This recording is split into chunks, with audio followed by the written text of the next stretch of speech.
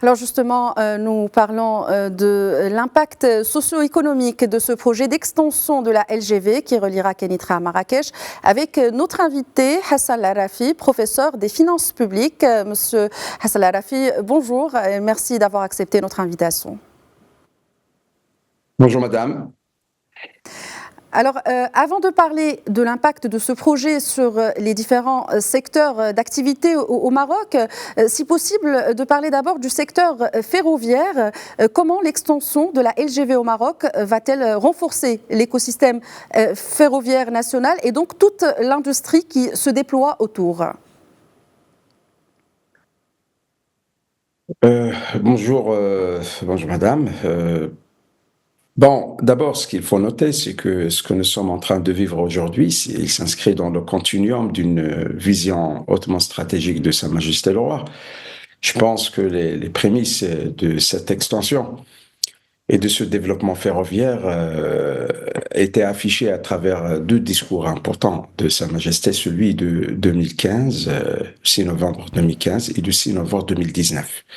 Et donc, il y a un mot qui a été souligné par Sa Majesté dans son discours, c'est le mot de rêve. Il a dit que notre rêve, c'était en 2005, et on voit que le rêve il est en train de se concrétiser réellement avec des investissements colossaux à l'horizon de 2030 et au-delà.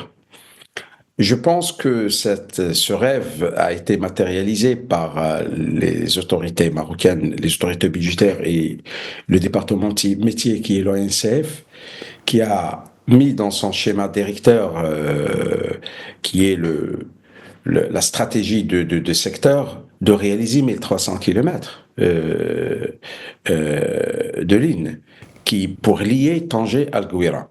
Donc, cette phase de lier avec le ligne grande vitesse Tanger-Marrakech, ce n'est qu'une séquence dans un processus très ambitieux, dans un chantier très étendu.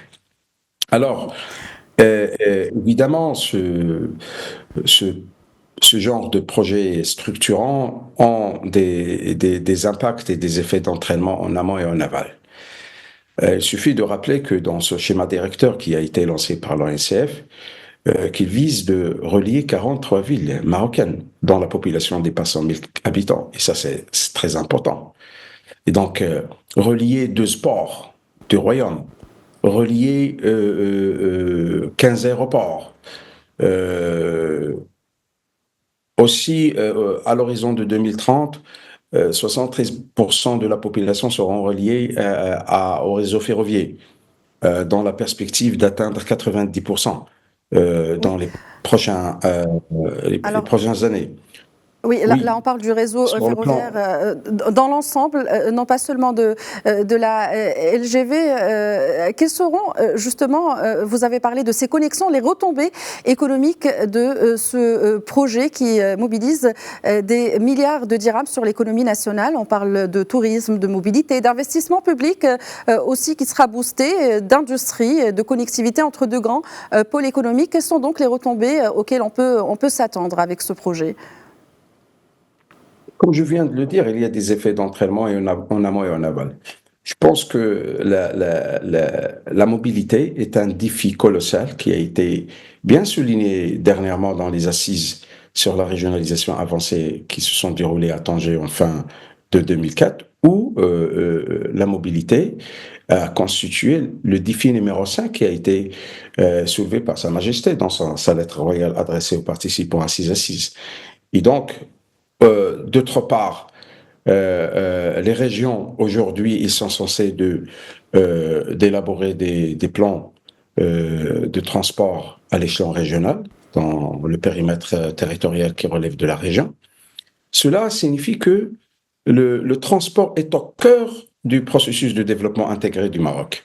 Et donc, sans transport, et le réseau ferroviaire c'est la clé de voûte de ce système. Donc, il est très difficile de parler ni de développement économique, ni de développement social, ni de développement humain, ni rien du tout. Et donc, le transport aujourd'hui, et surtout le transport qui répond aux normes de développement durable, est devenu la clé de voûte de tout le système. Et donc, au cas où le Maroc, par exemple, sur le plan économique ou commercial, au cas où le Maroc va relier Tanger et le Gouira par un chien ferreux, nous sommes dans l'Afrique. Et donc, le Maroc est dans son Afrique. Et donc, ça, c'est premièrement. Et ça, c'est quelque chose que le Maroc travaille là-dessus. Également, il y a des économies d'échelle que le Maroc pourrait réaliser pour renforcer sa compétitivité territoriale. Les régions qui auront la possibilité de bénéficier de ce réseau ferroviaire, ils vont augmenter leurs chances de compétitivité territoriale et économique. Également, sur le plan environnemental.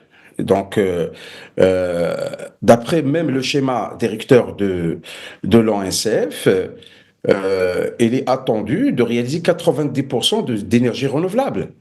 Et donc, tous ces éléments, et, logistiques, environnementaux, économiques, sociaux, ils sont au cœur de la problématique de développement durable et intégré de notre pays. Hassan Lalafi, donc une mobilité durable qui va renforcer la compétitivité territoriale. Je rappelle que vous êtes professeur de finances publiques. Merci d'avoir répondu à nos questions ce matin.